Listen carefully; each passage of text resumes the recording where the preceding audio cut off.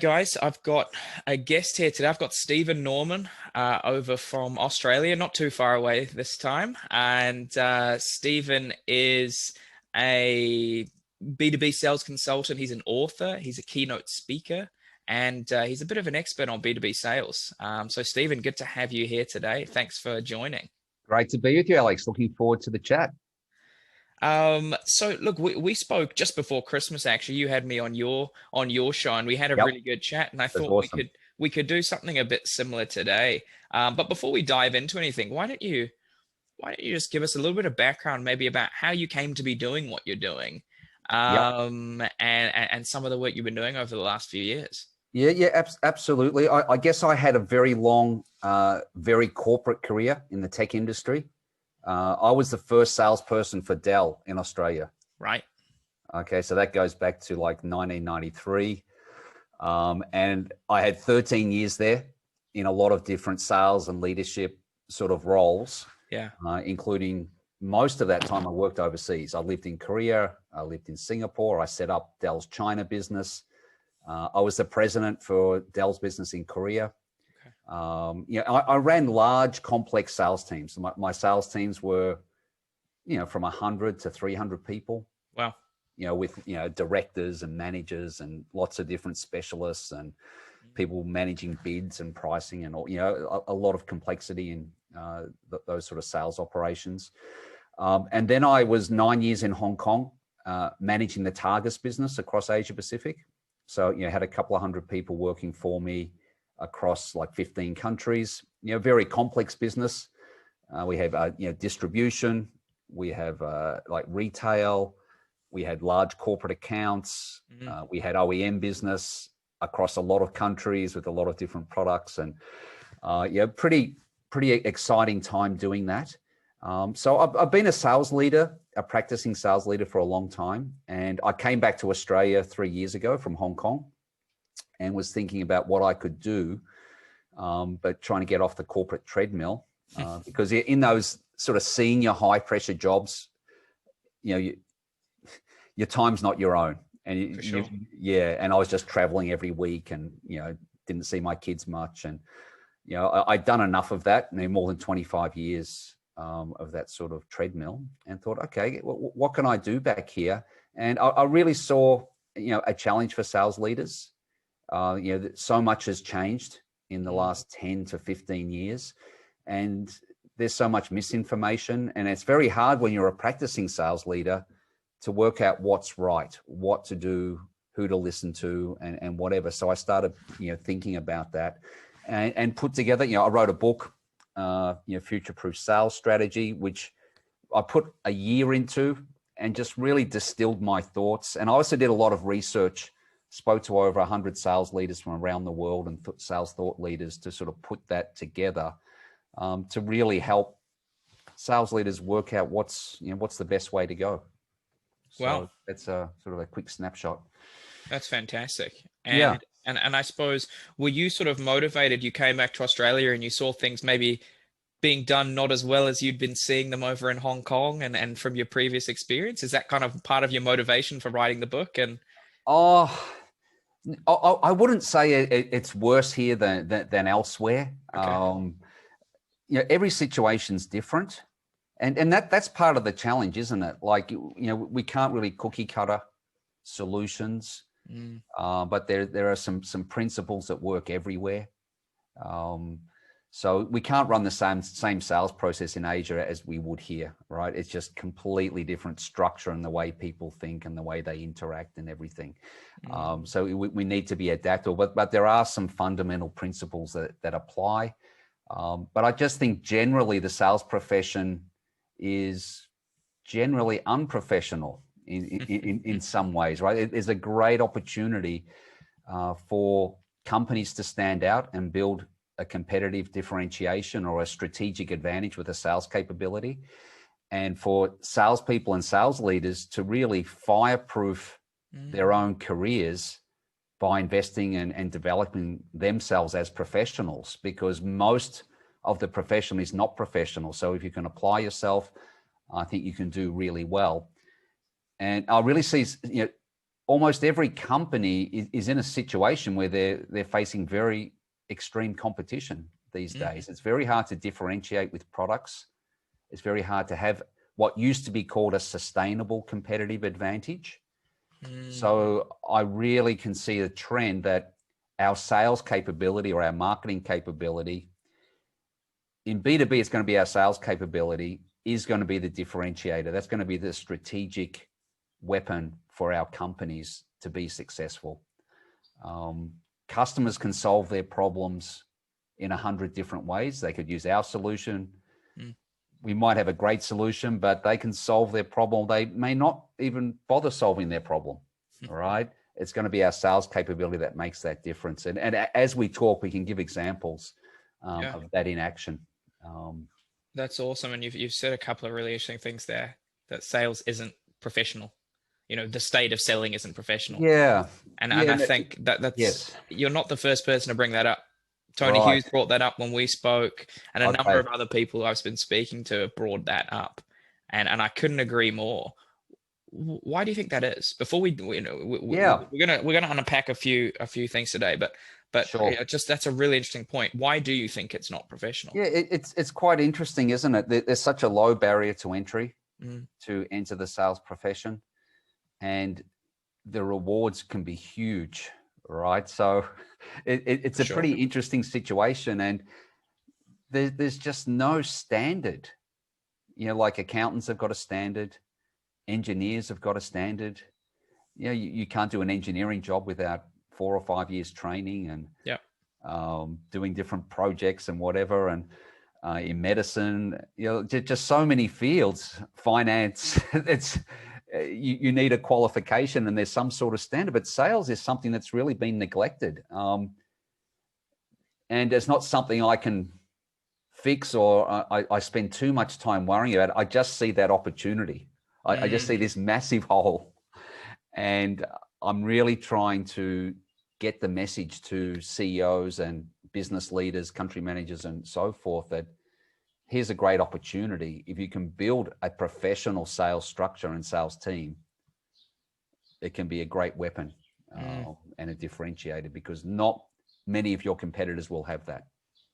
Couldn't agree more.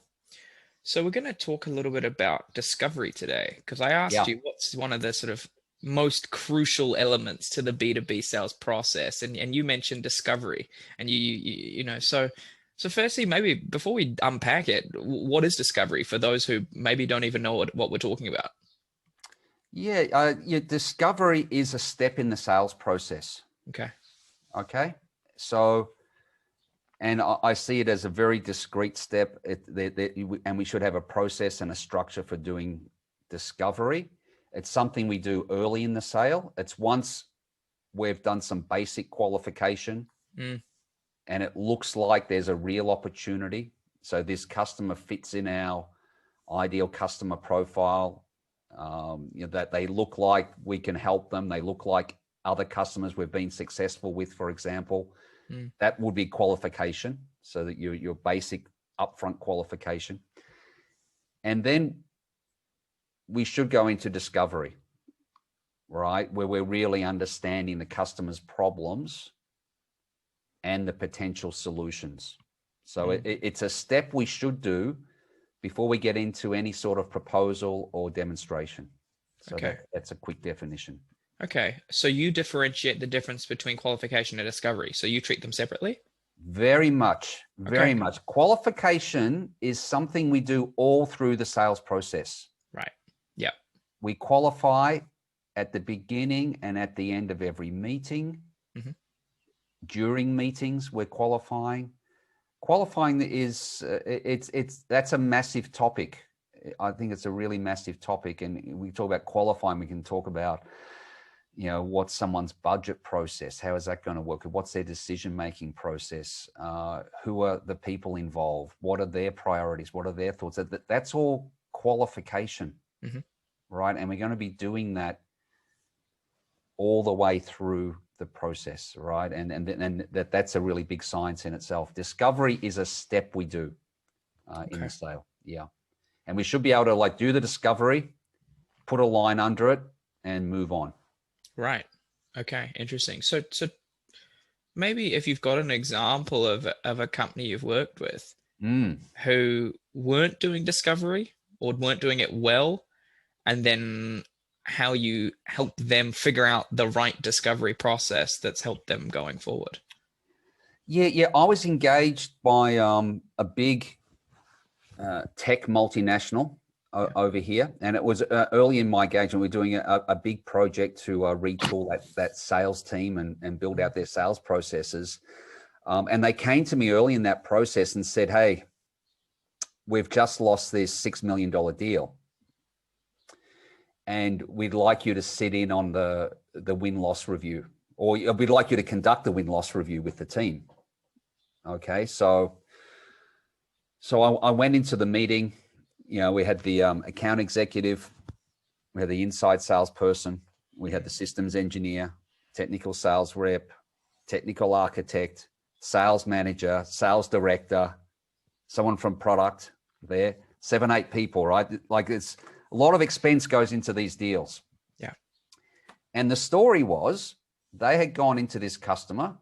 The customer had told them they were unhappy with their current supplier and they wanted to work with my client. And, if they could give them a good proposal, then they would, probably switch over, right? And it's worth about $6 million a year. And so my client bent over backwards for this customer, did everything they asked. Customer asked for technical specifications, they gave it to them. Customer asked for a demo, they gave it. They asked for proof of concept. They asked for analysis of their users and recommendations on solutions and everything, right? And they just responded to everything the customer asked. Mm-hmm. And I'm in seeing the a problem. end, the customer went quiet for about 2 months and then told them they'd lost. Right. And something they weren't doing, for a start, they're not qualifying that well through the process, but they did not do a proper discovery. And since then, and part of my work with them is they do not give a proposal, they do not give pricing, they do not give specs, they don't do a demo without doing discovery first. And really make sure there's a strong case here, that they understand the landscape and the customer's committed, to going on a journey with them before we just go like a one-way street. Sure. Yeah. So the large complex deals shouldn't be a one-way street. And, as soon as, like some salespeople, like even like in Challenger, if you remember the Challenger sale and those archetypes they had, there was one who was like very good at responding to customers, a great customer service type of person, right? And they're absolutely huge failures in sales, compared to others who are going to like more give and take with the customer and are prepared to stand up for themselves. Yeah. Well, it's got to be a collaborative process. I think any sale really is a collaborative process, whether it's big or small, but more so when we're talking about a big enterprise deal like you've just described. Yeah. There's no way you can do that without some level of collaboration. So Well, okay. there's a lot of sales teams and salespeople go their careers with that model. Yeah. Right. And they win occasionally. And they think, oh, I won and I did this process, which was a really poor process. But they still win 1 in 5 or 1 in 10. Yeah, but they should be winning, probably double that, but their conversion Exactly. rate Should be winning sucks. 6 or 7 out of 10. Yeah. Exactly. So carry on with this example then, Stephen. What did you change that discovery process to? What does I guess the ideal discovery look like now? Yeah, like a good discovery. And, this process can apply to a small deal as it can to this sort of very large type of deal, right? And what we want to do is just get the focus off us, get the focus off our product and our capabilities, right? And our product teams and marketing teams are training us every week and loading us up with material about ourselves and what we should be telling customers about ourselves, right? And we often, as soon as a customer gives us an opening, we're straight in. And we really have to put that aside and switch the conversation back to the customer. Yeah. Okay. So first, we have to talk to the customer about that, because the customer will say, oh, I'm really interested in your product, blah, blah. I've got these needs. Can I have a demo? Or can you come in and present to us on your current roadmap or your current product range? Yeah. We have to put a stop sign up at that point. So the first thing is to say, Mr. Customer, our experience shows we're able to do a much better job if we can understand your needs better first. And we have a formal discovery process that I think you'll get a lot of value out of. Can we have a discovery meeting first? And you can get your key people there. I'll bring my key people. And in a large deal, that discovery might happen over several meetings. Yeah. They could be like, half-day meetings with whiteboards and, really understanding technical requirements. And you go have a technical discovery meeting and whatever, even like a process discovery meeting, whatever. You can go very deep, right, into understanding the customer side. With a transactional sale, you can do the discovery with 5 to 10 questions on the phone. Yeah. All right. And there's 2 parts to it. There's 2 things we have to cover. And most salespeople think they're doing a great discovery if they just do the second part. Okay. But the first part's most important. First part is where we understand their status quo. We really want to go deep down the hole of their status quo and the issues around the status quo. Right. So it's where are you at today? Yep. What's working, but then also what's not working. What's not working? What is it costing you? Yeah. To run the way you are today. Yeah. Why are you talking to us? There must be a reason. Right? It's quantifying it. Put a number on it, basically. As much as possible, if you can. Yeah. It could be putting a number on it. It could be a lot of other implications. Could be like staff turnover issues or customer satisfaction issues, or they got problems with some of their metrics in the warehouse. And ultimately it comes down to cost, right? But you're going to get a lot of these, issues out. Okay. Right. So we really need to do that first. And the second part is sort of the easier part and something salespeople are sort of good at. That's like what the future will look like. Right. And a lot of us jump straight to that. We're good at that. Right. But there's lots and lots of deals I've been involved with where I've done that, or I've seen my clients do that. They just paint this great picture of what they can do and their capabilities and everything. And then the customer says, oh, thanks for all of that work, but we're going to stay with the status quo. We can live with it.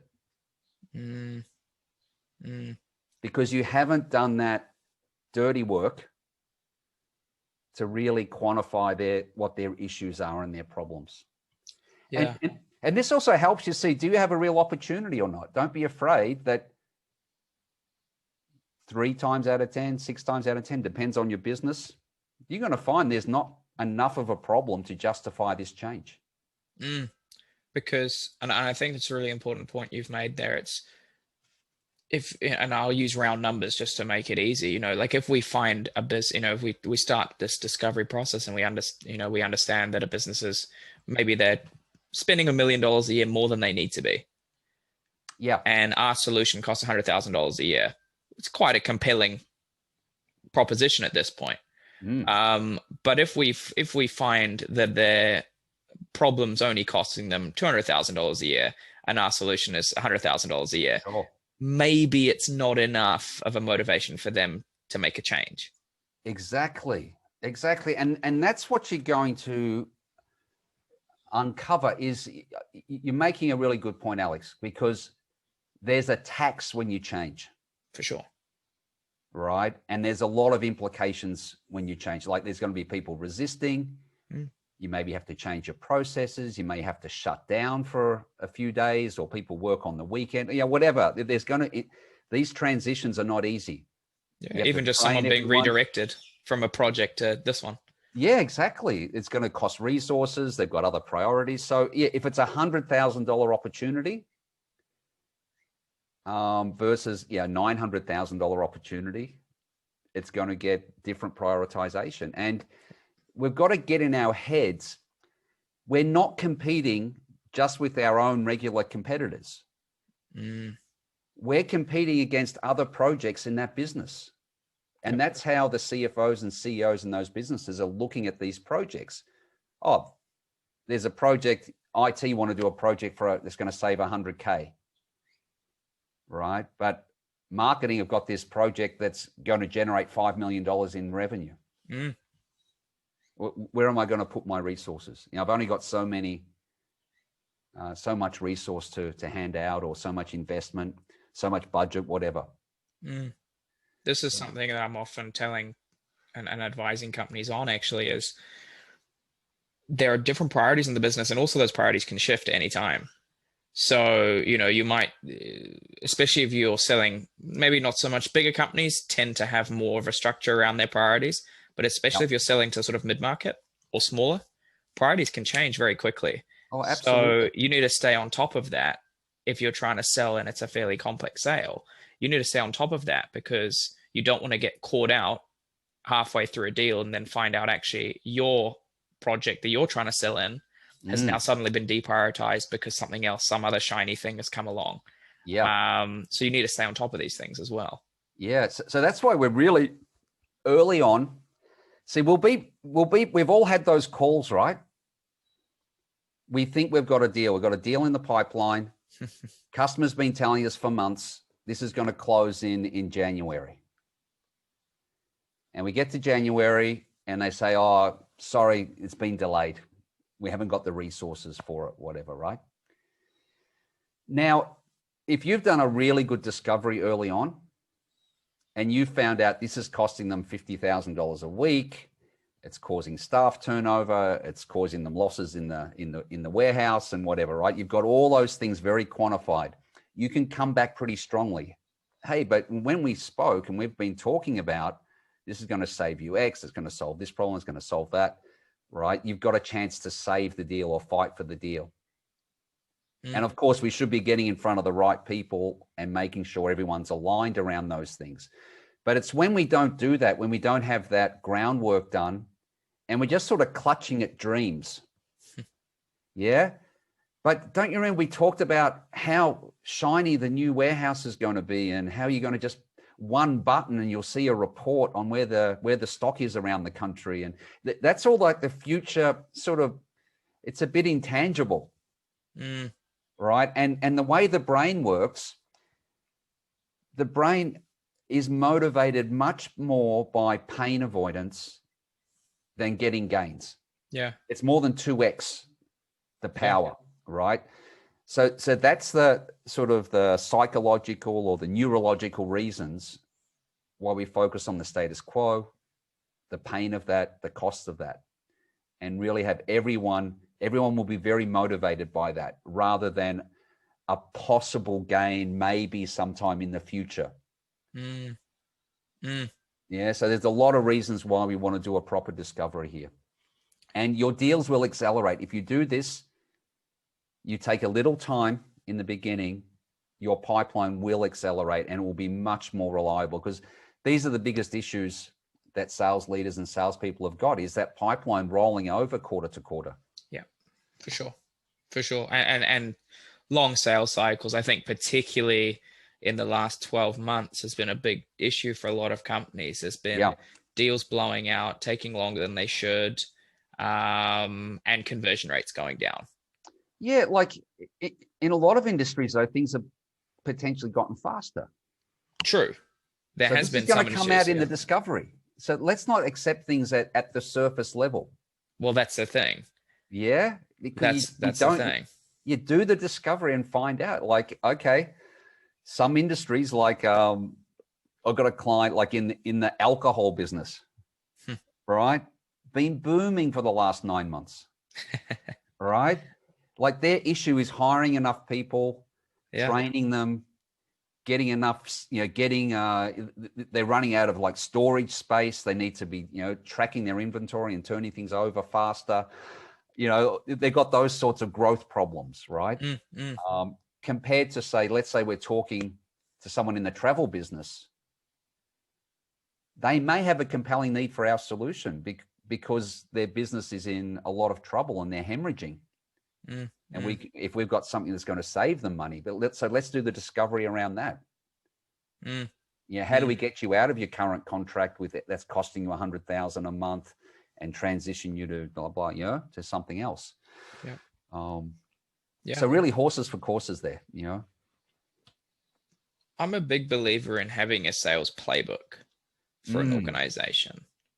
And, and I think we may have touched on this when you had me on your show around, I think of sales operations as something a machine that you can just plug people into. They're going to be successful. As long as they've got a brain, they'll be successful. Sure. Do you think that you can have a playbook for discovery?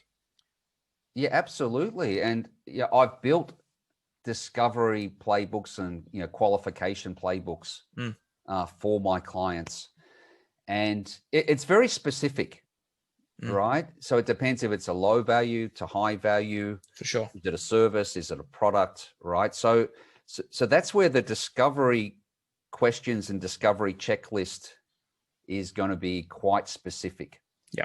Right. So it's good. First off, okay, let's teach our teams about doing discovery, the reasons for doing it, the brain science, how it improves close rate, teach them that process. But then the next level is the specific playbooks by service or product. Yeah. And it comes across exceptionally well with customers. Customers are surprised. Yeah. So just think about, like I've got a client in the cybersecurity industry selling like SaaS solution for cyber, and everyone in that business is very geared towards quick qualification, straight to demo. And just think about that. You're a customer, you call in 3 cyber vendors. First one, there's a quick qualification, then books a demo for you. Second one, quick qualification, books a demo. Third one comes in, qualification, and says, hey, we can serve you much better if we do a discovery and understand more about your business first and how you're currently running a cyber environment. And then you get that, depends on the size. Let's say that could be a 30-minute call with the salesperson and a technical specialist. And you're going to uncover how they're currently doing their cyber, what the issues are with that, how are they managing work from home workers now, how they're managing security, how they're managing those devices at home, and whatever their current issue is, and digging into that. Okay, and what's that costing you? What's the implication? Okay, we do that 30 minutes, then we do a demo. Who's going to be in the box seat? Like I agree with you. The customer can solve the problem with any one of those vendors. They're all good. The cyber product works, roughly the same price. But who's going to get some trust with the customer, some credibility with the customer, and having huge success, just inserting that. And this is real bugbear of mine, that the SaaS industry, and it's very US driven, they go straight to demo. Yeah. All the time. And it becomes their playbook. They say, I've got a playbook. It's it's a demo playbook. Call straight to demo. Yeah. Right. Yeah. And I really hate it. And it's so ingrained. And a lot of my clients are tech industry, they're the Australian subsidiaries of the US company, and they're just given that playbook. And it isn't effective. It becomes a bit of a numbers game. Yep. And they have very poor conversion. So they drive more and more outbound and more numbers to get more demos that don't convert very well. Yeah. Yeah. Instead of doing putting the discovery in and getting like a 6 out of 10 close Yeah. rate, right? Yeah. I fully agree with you, and it's amazing because I've worked with companies where we've done this and we brought in discovery and qualification steps prior to demo, Yep. and two things happened, and it was quite dramatic actually. One example in particular, they're selling a mental health wellbeing software solution to large companies, and we built a playbook for discovery and qualification prior to demo. Sales cycles went from nearly a year to about 4 months, Okay. Yep. and conversion went up substantially, like Mm. two and a half, three times higher conversion rate, No, just it's from really, taking the time. that's awesome. And it doesn't That's take awesome. that long. You're right. It can be 30 minutes. Literally can be a 30-minute Oh conversation. yeah, it can be a 5-minute conversation, Yeah. right? So another client of mine, they sell a service that's a $5,000 to $10,000 one-off service. Yep. It's like a tech service, Mm. and they get a lot of inbound on that, and they do some outbound as well. And it's actually like a sort of thin end of the wedge for much bigger complex solutions, but they sell this Sure. sort of commoditized service. And we do pretty much a 5 to 7 minute discovery Really? Wow. on that service, right? You know, we want to do everything in one call. Mm. Yeah. So I don't want to give a proposal without doing discovery, but it doesn't have to be a separate call. So yeah, the customer's interested. They've made an inquiry for a reason. Mm. Yeah, can I take 5 minutes and just ask you a few questions about your environment? Yeah. How are you currently protecting people? How much are you paying? Who are you using? You know, what are the issues with it? Why are we talking? And it's amazing the goal. And then when you give them the proposal back, it's like, hey, we've listened to you. These look like your top 3 issues. Mm. And the solution doesn't really change. It's a sort of boxed solution, but this will address those 3 issues, right?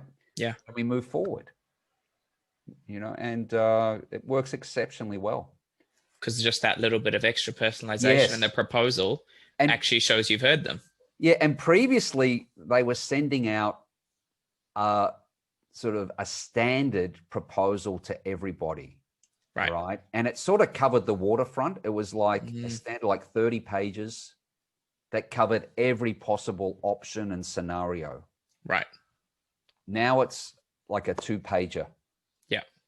All right. Depending on what the discovery comes up with, we just include the necessary, nothing additional.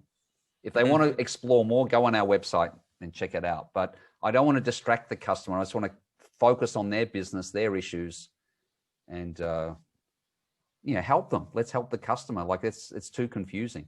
No, fantastic. And yeah, I think we're both preaching to the converted on this one. I think we both absolutely agree that discovery is probably one of discovery and qualification are probably the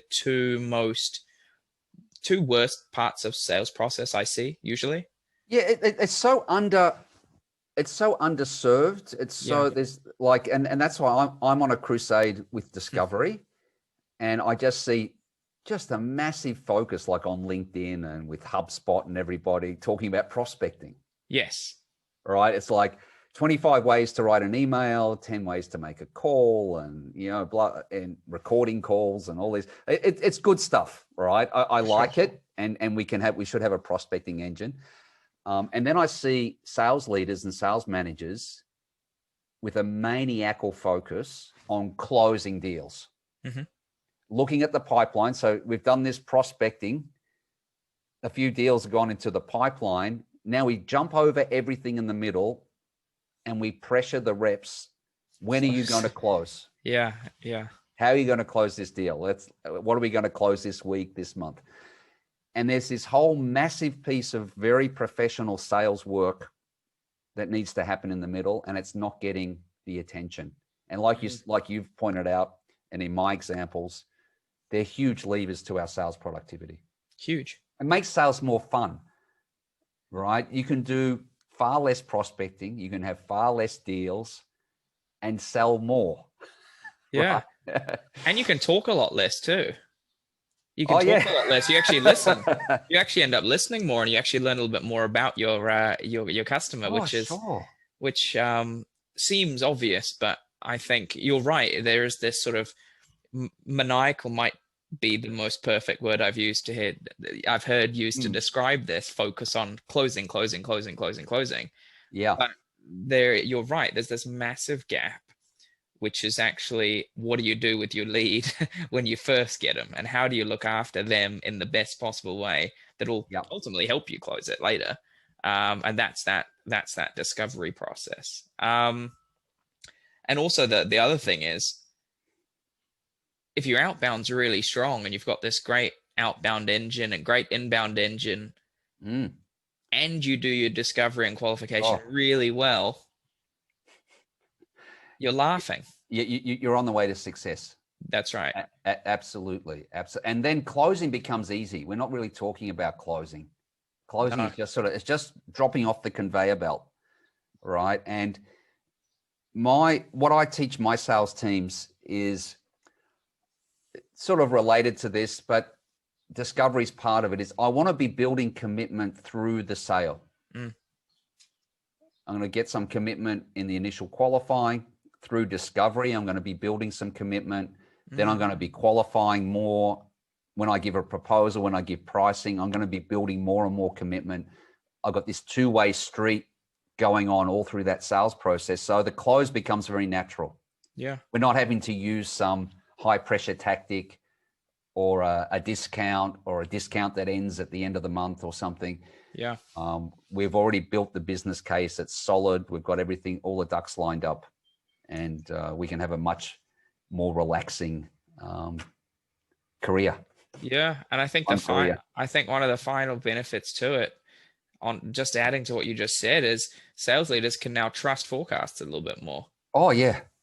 Because they can actually have some trust that when their reps say it's going to be closed on the 31st of January or whatever other date they've said it's going to be closed, you actually have some, you actually can look at that and say, yeah, that's probably about 95% correct.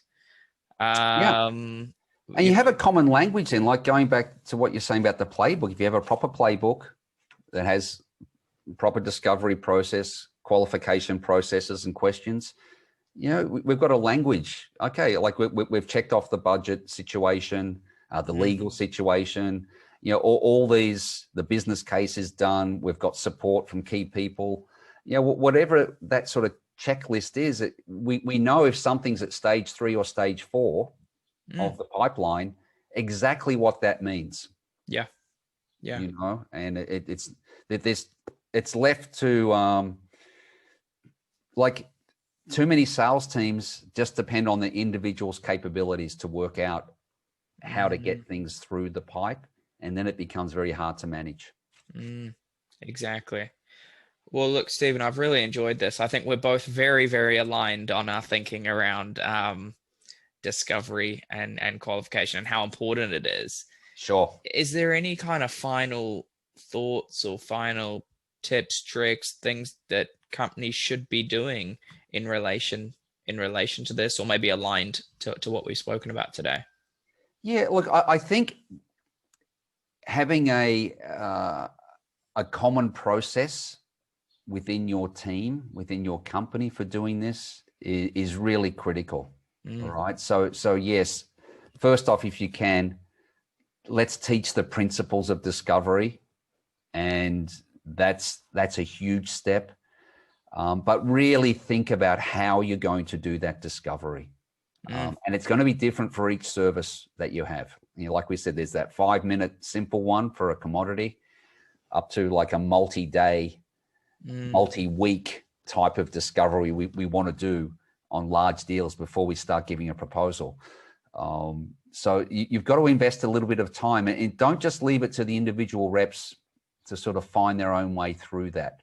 I think there's just so much benefit in, let's pool all that great information, and I'm not talking about imposing a process on the sales team.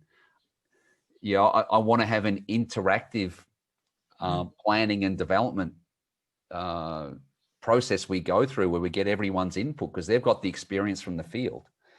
And, we put that in, everyone's got their fingerprints on that, and that becomes our process. And we can, we've got something to talk about. We've got something we can improve. We've got something we can measure.